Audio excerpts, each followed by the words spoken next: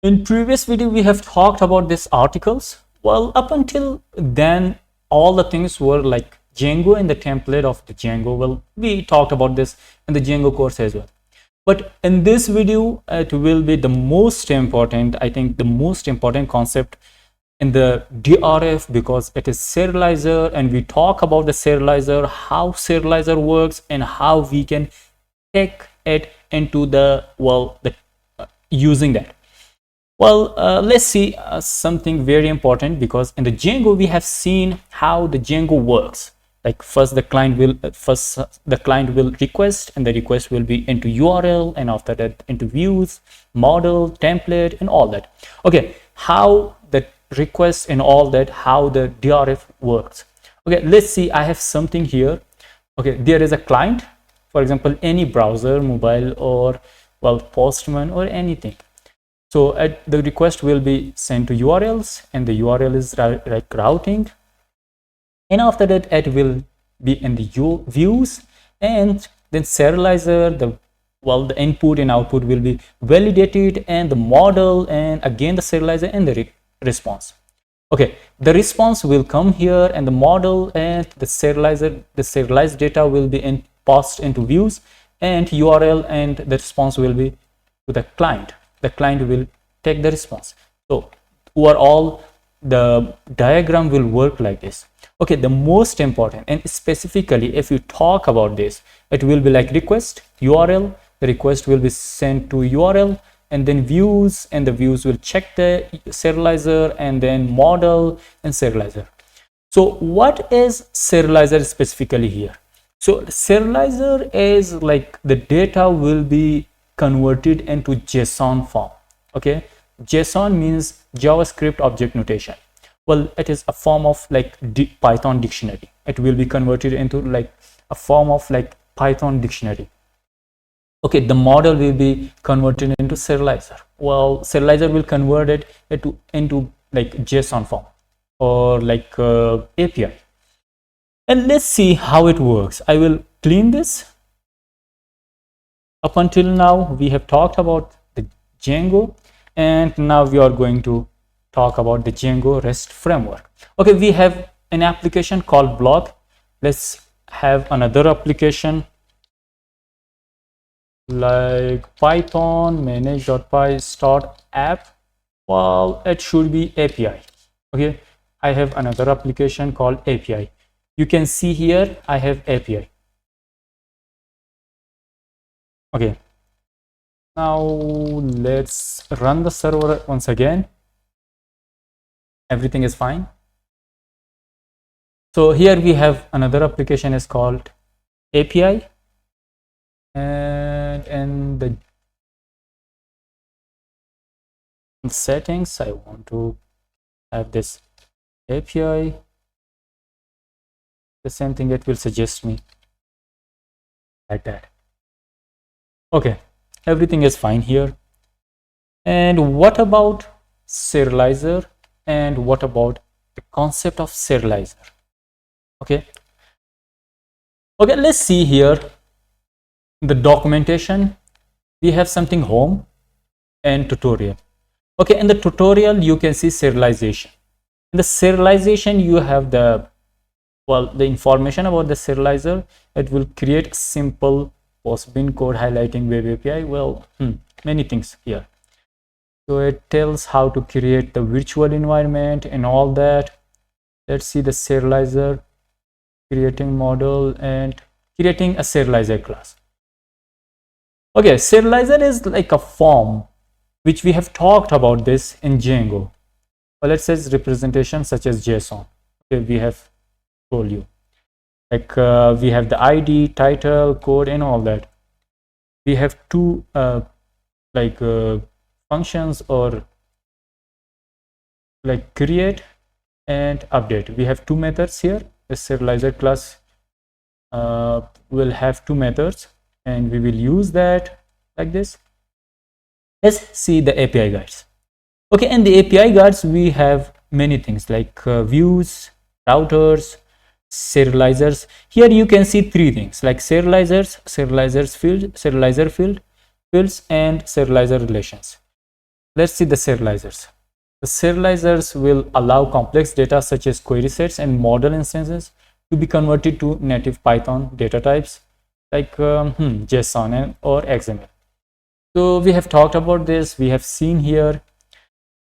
So declaring a serializer, obviously this is also very important. Now we see very important thing here, like what we need here.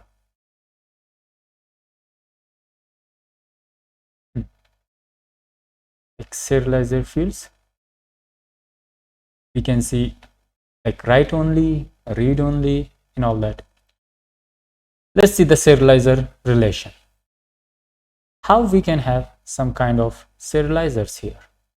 Okay, you can see here serializers like this. Okay, I think more simpler than this there should be. Okay, let's see. This is very clean and it shows everything. Like I don't want to scroll down. See here, like the serializer class, and we have a class of meta and the model and the fields and everything. Okay, we create a file of serializers here, and this API we have serializers.py. I hope the spelling is correct. Okay, serializers.api. Now here we have from framework import serializers. Okay, from blog.models we have the article, and I think that's something like article serializers. From serializers we have model serializer, and as I said that we have the meta, the model is article, and the fields will be off. Like we have here, where is it, the blog. In the blog we have here the article, and article all the attributes here we have. So we want to have all the attributes in the serializers.py. Okay, we can take all of them. Now we want to have the views here, but before that I want to have the list API views, and from serializer and all the things here we have talked about this serializers, but let's see the views as well. Here we have some kinds of views, like we have the views here and generic views and view sets. The views are class-based views. We have here like list user, like API views and all that. And the generic views is something like we have something generics. We import this from the generics, and I think everything is clean here. The generic views, we have everything clean. We have the table of contents here. Okay, so we had something like mixins in the generic views. We had list model mixins and all that. But when we had the generic views, let's click on the generic views. In the generic views, we have retrieve API views, list API views, create API views, and all that. So we have list API views for now. As you have seen here, list API views we have imported here, and have this article API view and so we have a serializer class, which is article serializer, and a query set. The query set will be article.objects.filter. Well, for now we do not need this filter because everything will be like all the conditions will be from front end. We will handle all of them from in front end. We do not need to filter everything here. Okay, the API also created. So let's see how it works.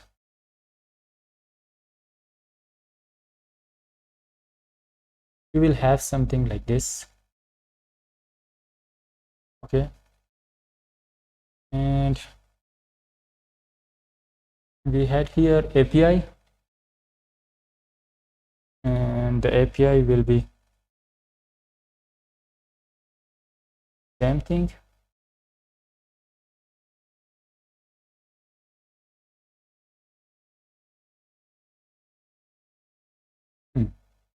In the API, we create something like urls.py.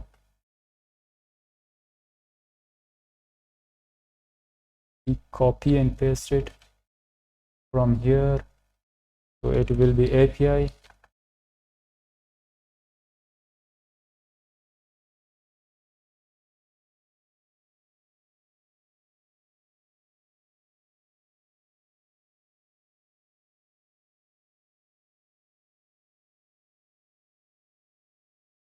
Okay, I think everything is fine. This is here an error.